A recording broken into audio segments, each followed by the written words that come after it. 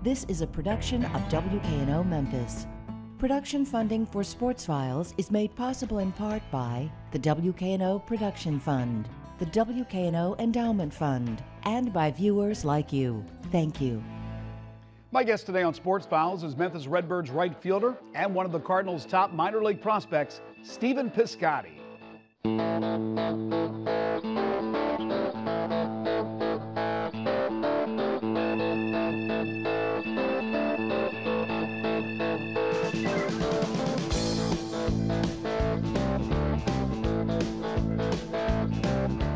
The Memphis Redbirds home opener is set for tomorrow night at AutoZone Park. The Birds got off to a torrid start this season, scoring a combined 30 runs in their first 3 games, all wins, but gave up 20 in a single game at Omaha this past Wednesday.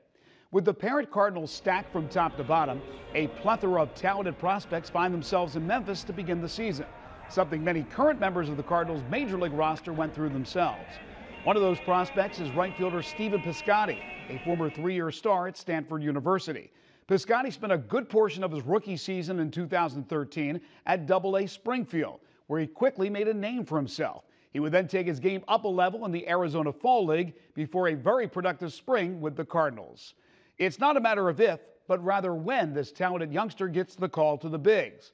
But until he does, fans in Memphis will be able to enjoy watching Piscotty, who many believe is a can't-miss prospect. Today, I step up to the plate with Redbirds right fielder Stephen Piscotty, next on Sports Files.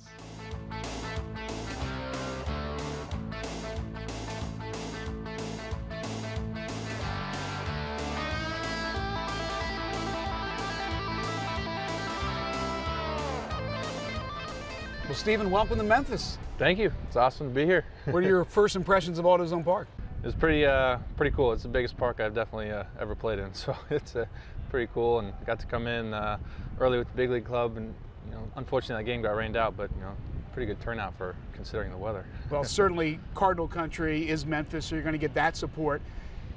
Your spring training with the Cardinals down in Jupiter, what was that like for you?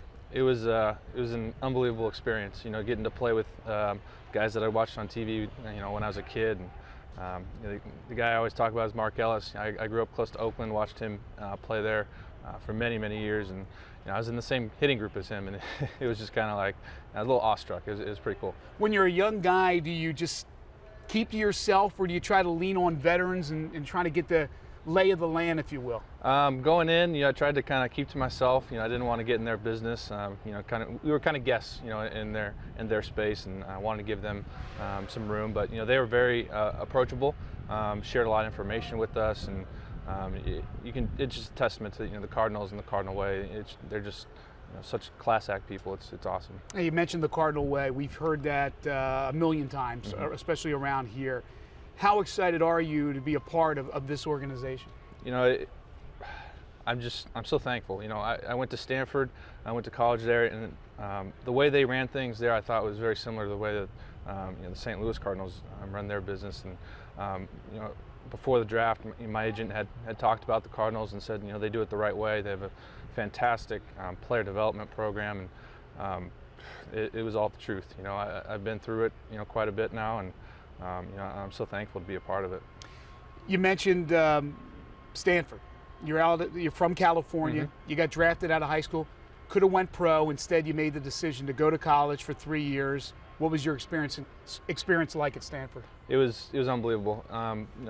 It was a dream come true to go to Stanford. My uncle went there for his graduate degree and would take me to games. And my dad would also bring out our little league teams, travel ball teams, all sorts of different teams, and watch so many games there. And then to actually go and get to play there, it was pretty cool. And they just unbelievable. The school, everything. It was awesome. Now, you're a heck of a pitcher, although you'll be playing outfield in the Cardinals organization. But you played at Stanford, third base, the outfield, pitcher. I mean, is your preference where you're going to be playing here with the Redbirds, and I assume that's right field? I'm very comfortable in right field. I've played a lot of different positions over the past 4 or 5 years, and I feel comfortable moving. But the Cardinals told me before last year that, hey, you're going to play every game in right field, and I got my outfield glove and was ready to go, and I got so many repetitions in there last year that I feel really comfortable there now. So it wasn't that hard of a transition when they told you you're not going to be pitching, you're not going to be towing the rubber anymore, Steve. We're going to put you out in the outfield. But you were okay with that, right? Yeah, a little disappointing, but I love pitching. But no, you can't really do that these days in pro ball. And you know, I'm a hitter. That's basically what I do. And you know, right field was a good spot for me. I really enjoyed playing third and first, and I think the versatility has helped me. You know, I can see things. I can see the way the infield's moving, where I might need to position myself. Right. And, you know, I feel really comfortable there, and you know, I've gotten so many reps that, you know, I'm looking forward to even getting better. I think everybody knows what type of institution Stanford is. Obviously, academically, it's way up there. Athletically, it certainly is as well. What was your major? My major was atmosphere and energy engineering. Excuse me, say it one more time. Atmosphere and energy engineering. Yeah. So you had baseball, and you knew you wanted to be a baseball player, and were hoping that you were going to be a professional baseball player. But if that didn't work, where was this degree taking you? This degree has to do all about like renewable energy, so like green technology, so solar panels, wind farms, all sorts of you know, renewable alternative fuels, and you know, something that I was excited to go to class and learn about every day. And you know, school was a grind, baseball was a grind. I really wanted to pick something that I was interested in, so I'd be motivated to go. And you know, I was doing more of a business major at the beginning, and it was a little too tough, and I wasn't fully, you know, engaged and interested. So I made sure I found something that, you know, I was really motivated to learn about. You know, it's interesting talking that way, that you want to do something that's interesting to you and that keeps you excited about it while you're grinding out baseball and going to classes. But boy, you would think a lot of athletes would try to take the easy way out, but not you.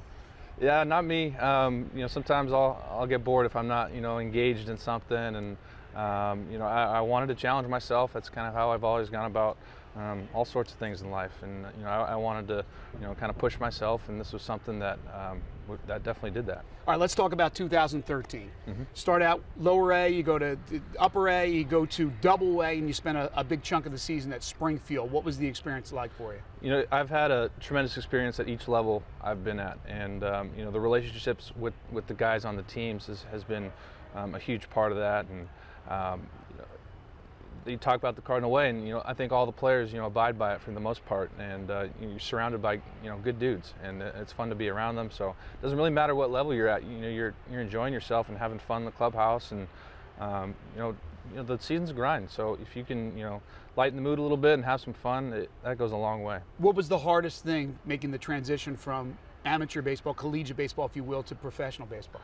You know, it's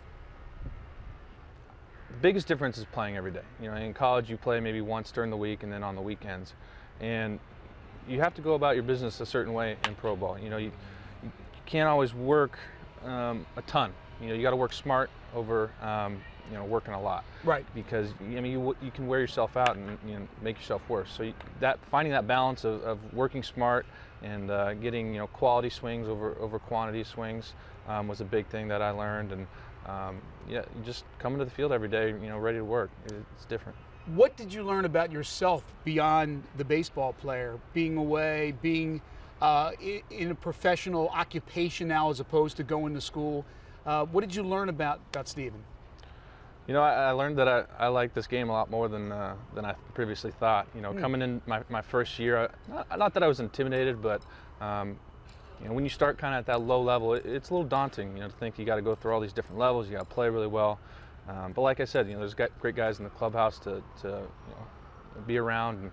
And you know, I'm a little bit more of an introverted guy, so I was a little intimidated by that. But like I said, everyone in this organization is just awesome, and so it took a huge weight off my shoulders, and I was just able to relax and have fun. All right, for all our viewers here who are learning a little bit about you for the very first time, tell us what type of player you are.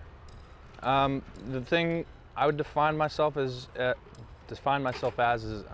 player that is going to put up, you know, tough at bats. You know, I'm going to go up there and I'm going to do my best to put the ball in play with 2 strikes. I don't concern myself all that much about hitting home runs. You know, I like to hit the ball low, low line drives, find gaps. Some of the balls I hit out are balls that I miss. I just get a little bit under it. And but you know, I really pride myself in just having, you know, tough at bats and really grinding. as far as defense, you know, I feel like I found my spot in right field. I feel comfortable. I feel like right field really fits my tool set, and you can show off my arm a little bit, and you know, I really enjoy that part of it, and so that's about how I define myself. All that pitching experience, you better have a good arm out there. What do you think you have to work on the most? Probably, you know, base running is always something that the Cardinals really stress. Right. And I thought I made some great strides in that department last year, but by no means am I stellar at it, and that's something that I'm going to continue to work on. They always say you don't have to be, you know, super fast to be a great base runner, so you know, that takes mental preparation and you know, understanding situations and just being on top of your game. How much of a difference do you think it will be from AA to AAA, and have you talked to people about that? I've talked to my roommate, actually, Greg Garcia, and he said that for him, you know, he noticed that you know, catchers take a lot of pride in the way they call games. So you got to really you know, be smart in the box about, you know, how they're attacking you and trying to be ahead of that. And you know, that's one thing. And the other thing too is, you know, just playing in some bigger ballparks, and competition's getting pretty competitive. You're getting close to the big leagues, so you know, you really got to bring it every day. You can't slack off. From Mike Matheny, the Cardinal skipper, to John Mozeliak, their general manager, and other people in the front office and other people of stature and importance, what have they said to you? Not much. No. You know, and that's kind of the way I like it. You know, you know, hopefully I opened their eyes a little bit this spring. You know, Mike you know, told me I had a good spring, you know, when I was here and headed over to the other clubhouse. You know, but I try not to worry about too much of that. You know, I try to worry about what I can control, and you know, hopefully I have you know, a good impact on their views and everything. But you know, I'm just trying to play the game. You know, it's fun to come out and fun to compete. So you know, I don't worry about, you know, all that stuff, you know, too much. Enjoy what is a kid's game, basically. But it seems like, just meeting it for the first time, you have patience. You know your time will come if you continue to do the things you're supposed to do. It doesn't seem like you're rushing to get the call. Yeah, you know, I've said that a bunch. I'm not in a huge rush. You know, I'm having a good time, and you know, the Cardinals have stressed this point that, you know, if and when you do get there, you know, you're going to contribute right off the bat, and you're going to hopefully stick there. Right. They're not just bringing you up to bring you up, and then you get sent down in a week. So, you know, I want to make sure I'm fully prepared, and they think that, you know, come to AAA and playing, you know, quite a few games here is going to get me ready, and so, you know, I'm all on board for that. Yeah, like you said, you never know when you're going to get that call, when there's an injury or a trade that's made, so you have to be ready to go. Yeah, absolutely, and that's why you can't take days off, and you got to get better every day. You're one of the top prospects in the organization. So is Oscar Taveras, and you're going to be playing alongside him. What do you know about him? You know, I haven't spoken to him much. You know, there's a little bit of language barrier there. Yeah, there is. But you know, I've heard he's a good guy, and you know, he likes to have fun, and just like everyone else. So it'll be fun to play alongside him. I know he's a great competitor. When you're playing AA or AAA within an organization, and you're so busy working on your own game and helping the team try to win, is it hard or is it easy to keep an eye on what's happening with the big team? Are you able to keep up with what's going on? You know, it's I don't want to say it's tough to keep up, but you know, there's so much going on. You know, the travel is tough. There's you know, a lot of stuff going on. You got to be at certain places. You know, we get to the ballpark, you know, around 12 or 1 o'clock for, you know, 6:30 game. So you know, we spend a lot of time here, you know, focusing on our work, and you hear little things about the big leagues, and you know, mostly good stuff. They they use themselves as examples of what they expect from us, and you know, that's always good to see. And yeah. Have you built up a routine yet? Like, give me a daily routine. You got a game that night. What's your day like? My routine is I'll get to the ballpark pretty early, and first thing I'll do is, you know, I'll roll out or do a few exercises in the weight room, just kind of activate the muscles, turn them on, get ready to go, and so I don't have any injuries, and then head right to the cage, and I'll take anywhere from 30 to 40 swings off the tee, some front toss from one of the coaches, and then shut that down until batting practice. Get out, take batting practice, and then I will not take one swing after batting practice. It's I've noticed that if I don't have a great BP, that's all right. You know, I feel confident in the game. You know, batting practice is one thing, the game is another. So I don't like to worry myself by going back, and you know, I've gone back before, and I've learned that it just doesn't help me. So it doesn't work for you. It doesn't work. Yeah. You obviously love the game of baseball, but what else do you love to do? What do you like to do when you're away from the ballpark? I'm big into the guitar right Really? now. I've picked that up probably 3 years ago, and I'm not very good, but you're learning and willing to learn, right? Yeah, I'm self-taught off YouTube, and you know, I have fun with that. So that's definitely something that occupies my time, keeps me mentally engaged somewhat. So yeah. Well, you're in a great area for music. I know, great area. I'm super excited to be here for that. So when you have some time off, you have to check out the music on Beale Street. Yeah. As far as players you like to emulate, professional players, who have you looked up to maybe as a kid and growing up as a teenager? Yeah, so like I said, I grew up near Oakland, so you know, I was watching the Oakland A's, and Mark Ellis is just, he's a true professional, and you know, I got to see that, you know, up close and in person this spring. You know, he goes about his business the right way, and he's someone that I definitely look up to. You know, he plays second base, so you know, it's a little different as far as, you know, positioning and types of swings and stuff. But as far as how he goes about his business, he's definitely a true professional. Professional baseball player. That's yeah. The perfect example. We'd like to wrap up all our interviews with something we call 5 for the Road. I'm going to give you 5 questions, first thing that comes to mind, so you don't have to dwell on it too long. And I know I have a hint kind of where you're going to go with this, but there's a lot of choices out in the Bay Area because you got San Francisco and you have Oakland. Your favorite professional sports organization, doesn't matter what sport, what would it be? St. Louis Cardinals. You can't pick the Can't Cardinals. pick the Cardinals? You can't pick the Cardinals. I like the Golden State Warriors. Okay, there you go. There you go. Favorite pro athlete of all time? Tim Hudson. Tim Hudson. Your favorite music, what do you like to listen to? Or a group or a genre of music? Classic country music. Classic country? Yeah. Not too thrilled with the pop country right now. Right. It's starting to get a little hip hoppy for me. I like the old classic country. So we going Hank Williams Hank Jr.? Williams, Merle Haggard, guys like wow. that, David Allan Coe. So you've been making a few trips to Nashville. Of course you will with the team when you play Nashville. Favorite movie of all time? Top Gun. No hesitation there. No hesitation. You an Iceman or what was Cruise's character? Maverick. Maverick. Yeah. Maverick or Iceman? Maverick. Maverick. All right. Finally, favorite television show of all time? Ooh, The Office. You're gonna miss it.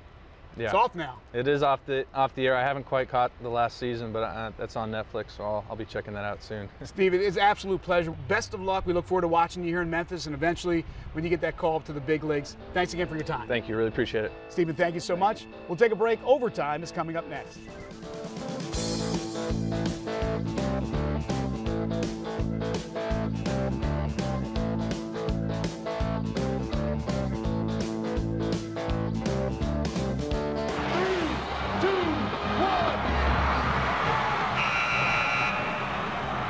There's nothing like getting your timing right, and that goes for everything from hitting a baseball to being in the right position for a job opportunity. Last week at Memphis International Raceway, members of the Penske NASCAR racing team paid a visit to do some testing. Among the drivers on hand were 2012 Sprint Cup points champion Brad Keselowski and Joey Logano, 2 terrific young drivers who both have some history at the Memphis track. And about that timing, less than a week after testing in Memphis, Logano would win the rain-delayed Sprint Cup race at Texas Motor Speedway this past Monday. And while the tracks are completely different, the fact of the matter is they used Memphis as a testing ground and aced the test. And we had a chance to speak to all the members of the Penske team on hand in the Bluff City.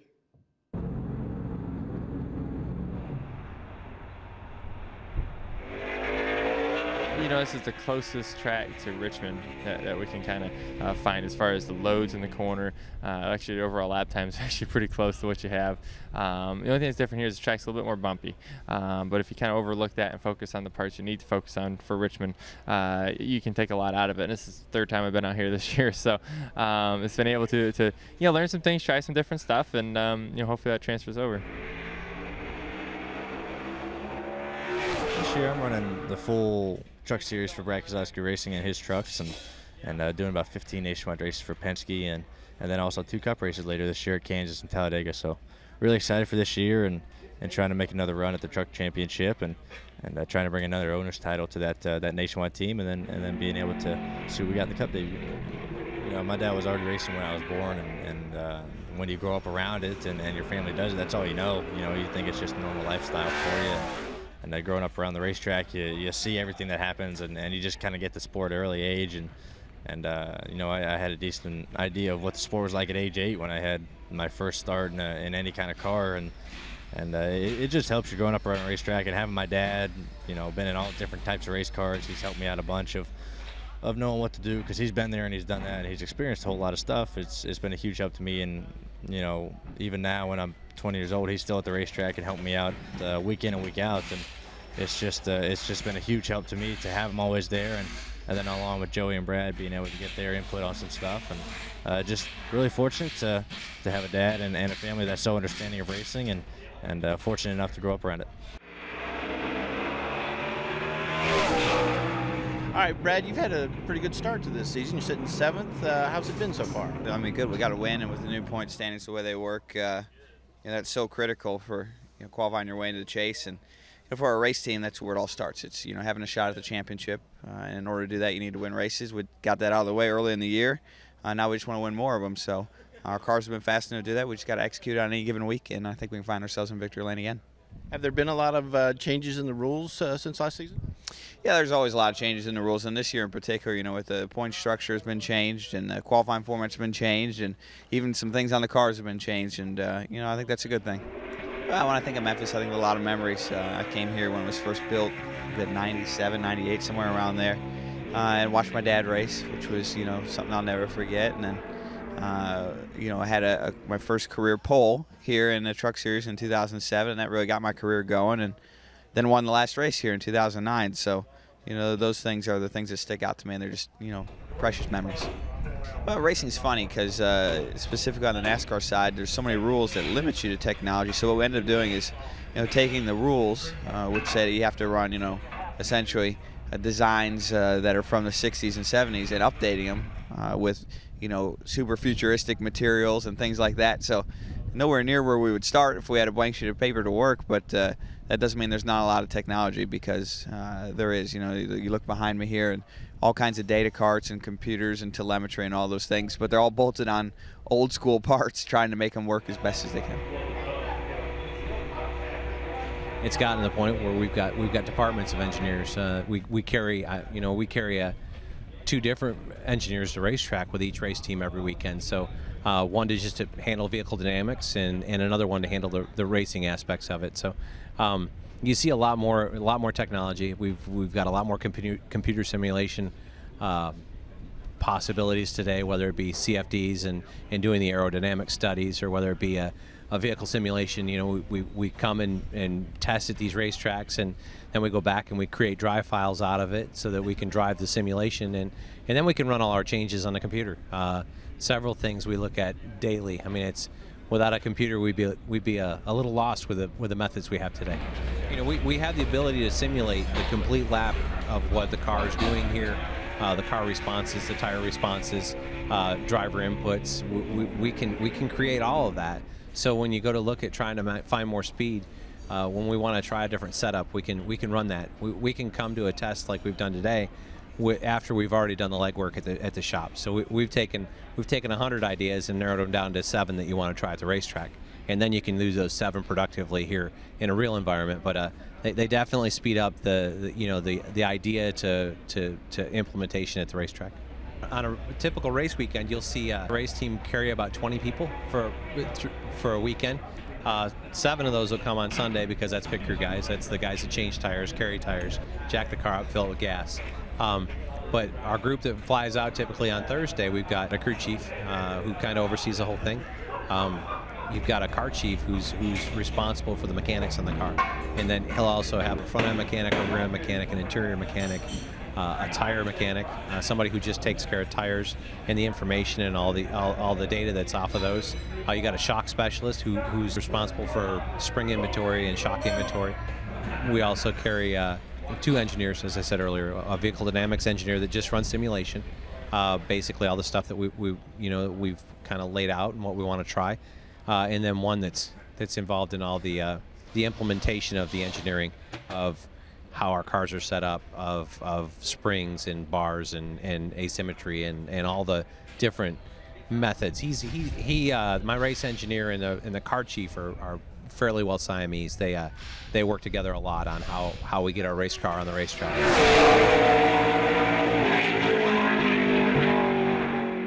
And thanks again to the Penske Racing team. By this time next week, we'll know if the Grizzlies qualified for the playoffs. The Grizz host the Philadelphia 76ers tomorrow night before heading to L.A. to play the Lakers and on to Phoenix to meet the Suns. The regular season finale is next Wednesday when the good guys host Dallas. Oh, by the way, Philly boasts 5 Memphis area products on the roster, most recently signing former Tiger Adonis Thomas. Next time on Sports Files, we'll have much more on the Grizzlies, and I'll sit down with Memphis Tigers quarterback Paxton Lynch, who will lead his team into the annual Blue-Gray Spring Game tomorrow night at Liberty Bowl Stadium. Until then, have a great week, and we'll see you next time.